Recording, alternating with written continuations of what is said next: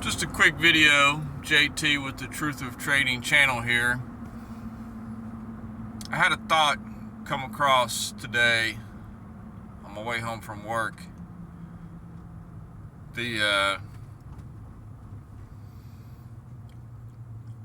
I've been focusing on this thoughts a lot lately, and how mindset's so important. I keep saying that you don't really get it until you get in the game a lot. And I just remembered how I'd say about a month and a half ago, I was working on getting on this long setup on this particular asset, and it was screaming bottom. I mean, it was just telling the whole world, hey, we finally got enough money on the downside, time to go back up and fool everybody. And this is another example of how I was correct in my analysis, but I was poor in my execution. I had tried to get in heavily to, I'd say probably all in all, probably 4 or 5 times I had tried to get in heavily long on this asset. And I'd get in, it'd start going in my favor just a tad, and then boom, another little drop down, and that repeated itself. This is over like a 2-week period, all right? And I knew, I said, you never know what's going to happen, but according to my analysis, this was screaming everything. Okay, we're going to go up here soon. Within the next month, we are going to go up, and it's going to fool everybody. But I just kept having my stop there. I didn't want to lose too much, I was doing the right thing and not totally, leaving myself open in case there was a crash event. And it decides not to go up, and it just completely bottoms out to nothing. And this goes on for 2 weeks, I catch the setup, okay, let me get in here. This might be where finally the long-term picture goes up. I'm focusing in on the 4-hour and the 12-hour, but my layouts is on the daily and the weekly, okay, on projected price range where it's going to go. And I had tried 4 or 5 times, shouldn't say try, I had gotten in 4 or 5 times, and I had gotten stopped out every time. And the last time I had got stopped out, it was just, it happened on an overnight. I was sleeping when it happened. And when I had woken up, it had already gone from, let's say it was ranging between 8.5 cents to 9 cents, okay? And, on this 2-week period. And the time I had gotten in like right at 9 cents or 9.1. I thought, man, finally, this is a banger entry. And on the overnight, it had dropped to like 8.8 or something, okay? So you might be thinking, oh, well, why your stop so tight, I mean, when you're looking at the chart on this particular asset, it trades in cents and sub-cents, so, a little bit move like that is a huge move on the chart.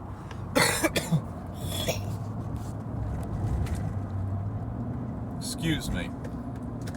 I've been a little congested lately. But, I got stopped out, and the next day, it gone up, bam, here we go, 11 cents, and I said, yet again, I was very, very, very disheartened You know, I just stopped trading. I just stopped. I just said, ugh, that's it. You know, it did it again. I was the liquidity again. Here I am. I'm the liquidity again. You know, my analysis was right, but I didn't even give myself credit at that time. You know, this is like a month and a half ago. I said my analysis was right, but I didn't win, you know. Just that move alone from that 9 cent to that 11 cents, I could have, you know, killed it, you know. And this thing ended up just not stopping. It ended up just screaming. I mean, for the next 2 weeks, it just climb. It got up to like 27 cents or something like that. No, I think it topped out higher than that. I think it finally topped out at like 33 cents or something. That could have been,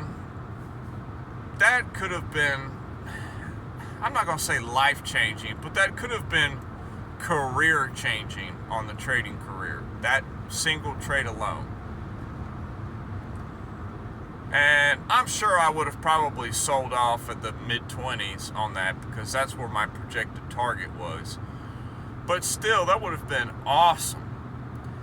And I'm thinking about it today now on how I've been not trading as much lately and more focusing on some of the trades that I've taken in the past and trying to slow down and get more into a better mindset of my trading career. And I didn't give myself credit at all because when you lose, here's the message of the day to get to the point. When you lose, you don't care about anything. You don't even think about the trade. You forget about the trade. You don't care. I lost. Forget it. It's in the past. Screw it. I'm done. You know, either A, you just look on to the next trade, or B, you know, you might come back to it at a later time and think about what coulda, shoulda, woulda. But I need to give myself credit on this trade. I had called one of the greatest calls of my career on this trade, but I did not capitalize on it. But that's part of where you have to get over the fact of, you know, the making money aspect. The money will come. You just have to keep working on it. You have to keep focusing and working on it. You're not going to get all these calls. But eventually, I will get one of these calls. And if I keep my risk management on point, I will be there for the one call. I will. It's just a matter of time. And for some people, it seems unfair because it's like their first few weeks, bam, they get some great call. You know, and other people, they could be in it for years before they get a good call. And a lot of that has to do with how your behavior and your mindset. But, you know, I'm still broke, you know, on the trading career, but I have to just, I don't know. Some people might be like, man, you're just talking nonsense. You know, why are you congratulating yourself? You didn't make no money on that. No, but I did make the call. I made the call, and I didn't see, you know, on all the platforms that on all the groups that I touch base with, and, you know, all the videos that get put out, I didn't see one guy, anybody, at all, talking about this asset. Nothing about that call. It was me. I put it out there. I was the one talking about it. Nobody really cared what I was talking about, you know, but I put it out there. And then it ended up exploding. And I was right on. And it killed me because after it had screamed up to, 30 cents or whatever, somebody reached out to me. They were like, hey man, how did it go? I knew you were on that thing. I remember you were always talking about that thing, And, I just said, oh, it was fine, I did okay, I just lied, I shouldn't have lied. I should have just been like, I got stopped out before it ran, But, I just didn't feel like talking with that person that day, I was in a bad mood. I was in a negative mindset that day. I didn't want my negativity to come out. I try to be positive all the time. But the truth of the matter is, when that guy had, remembered that I was all over this particular asset, and he had come back and said, hey man, what happened, bro? You was all over that thing. That killed me on the inside. Killed me. The wound has healed. Okay, I'm fine. The wound has healed. Keep on, carry on. It's going to take more than that to kill me, but I just have to give myself credit and tell myself that I am on the right path. I am on the right path. My path is full of pain and misery, but when I get through this pain and this misery, people will be looking to me, man, how'd you do it? How'd you do it? And it's going to be it's going to be hard to explain to them unless you've followed every video I've ever put out, some of the trials and tribulations I've gone through, which is why I put these videos out, to let people, to either A, give warning to people that this isn't as easy as you might think it is, and B, a little bit of accountability of myself on how I'm behaving and where my mind is at on certain times. But I nailed that shit. I know I'm swearing. Oh well. Screw it. I nailed that call. I was on it. And I just have to have more faith, more patience, more discipline to be there for the next one. To change the subject, I did take a trade last week. Very small trade. I'm not playing games. I'm done. I can't put. The market has told me I cannot put up big yet.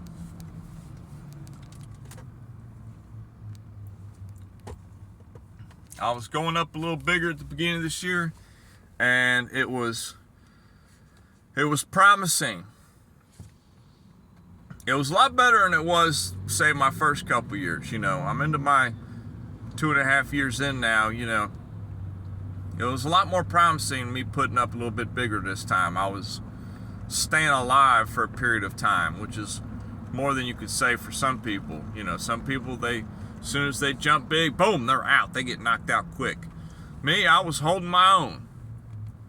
I was standing firm. Nothing could knock me out. But I've toned it down now. I've toned it down again.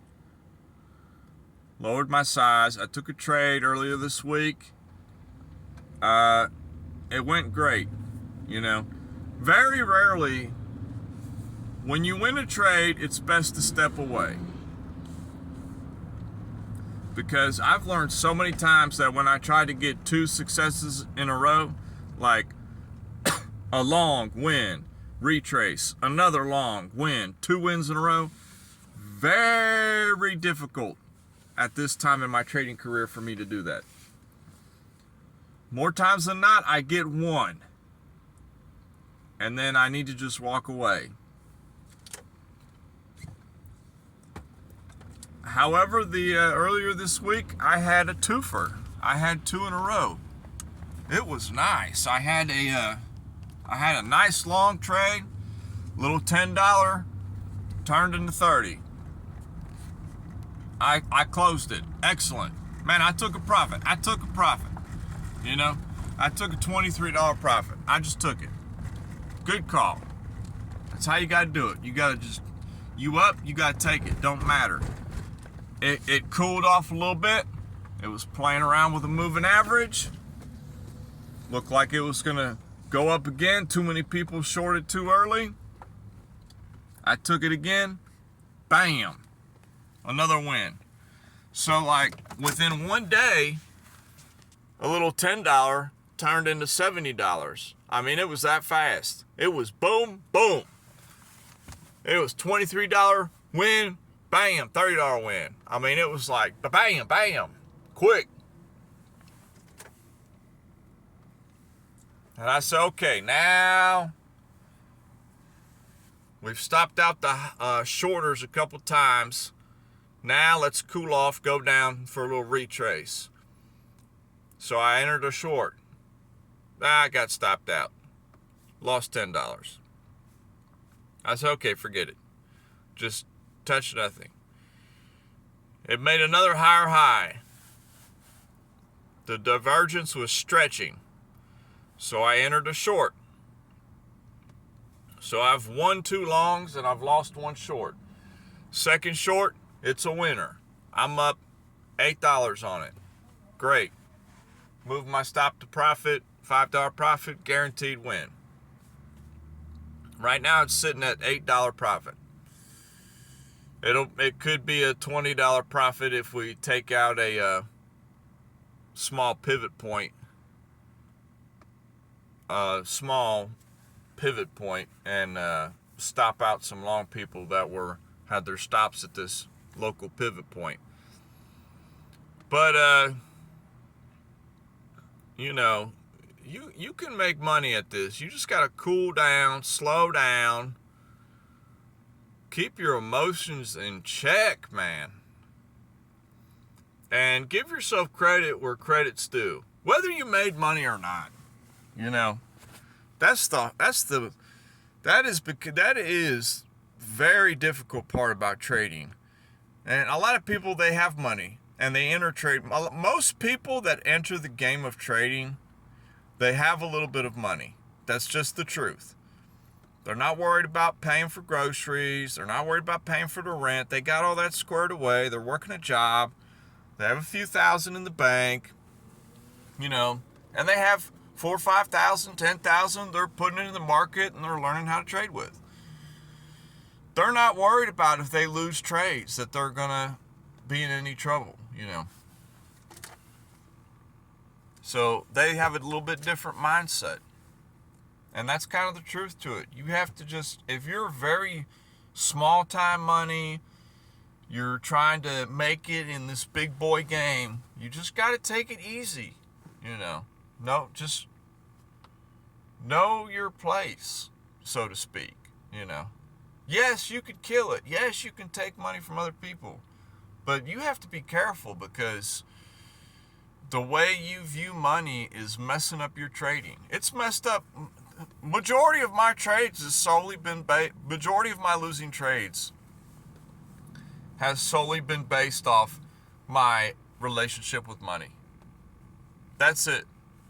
I mean, it's that simple. And it takes time and hard work and patience to get through that. And it's kind of exciting, you know. The harder my personal life gets, the harder my finances get, the more everything around me starts crumbling.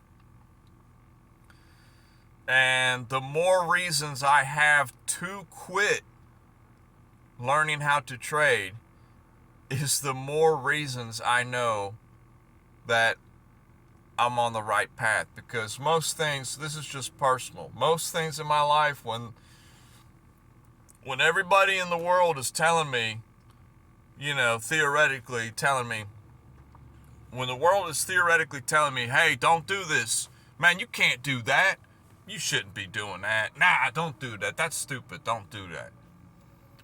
Later on in life, that was the exact thing I should have been doing. But I didn't do it. I did what was right. or I did what everybody else wanted me to do. That's why trading can be such a lonely game. It can be a very lonely game because most people, they just don't understand it. They don't understand how easy it is to make money in this game. Because, the majority of people starting out, they're losing money, and that's all they see. They're not seeing the people that have put thousands of hours of work in, and they're making it trading. They just don't see that. Because a lot of the people that they see that are making it in trading just make it look so easy. The flashy cars and the stacks of money on their desk, with the multiple screens and computers and all this, the Lambo and the video, all that crap.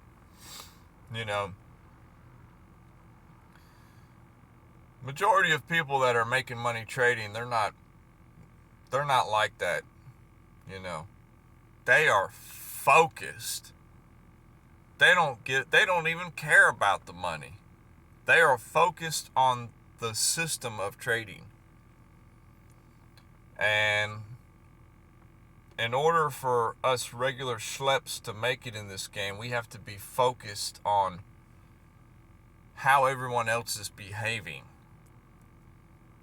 And it's difficult to be a counter trader. I'll tell you that. A lot of people say, man, you should just be a trend trader. If the trend's on an uptrend, just get in on the uptrend.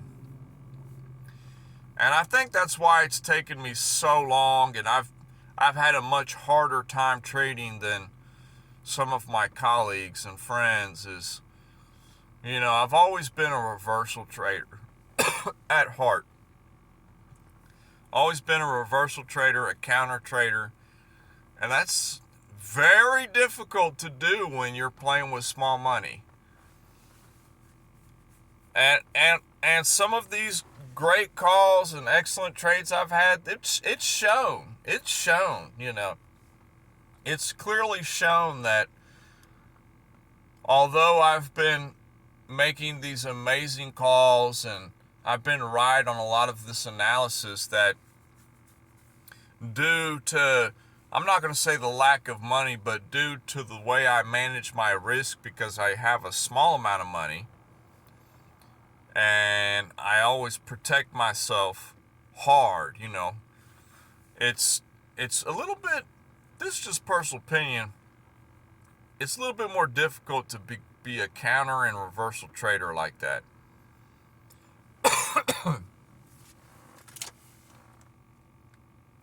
Because you never know when the exact reversal is going to happen. You have a general idea, but it always makes another quick wick down or quick wick up before it does that. And generally those last quick movements before it finally does what you had projected it to do are usually what stops you out. Stops out majority of reversal traders. The only guys that don't get stopped out are big money people. Big money reversals. Because when you have a large amount of money, it's a little bit easier to be a reversal trader because you can handle a bit of a drawdown and you can ladder up more times. But it's very interesting. I really enjoy the game of trading, and I call it a game, but we all know it's not a game. This is serious business out here. But that's my thoughts. I'll let y'all go. Peace.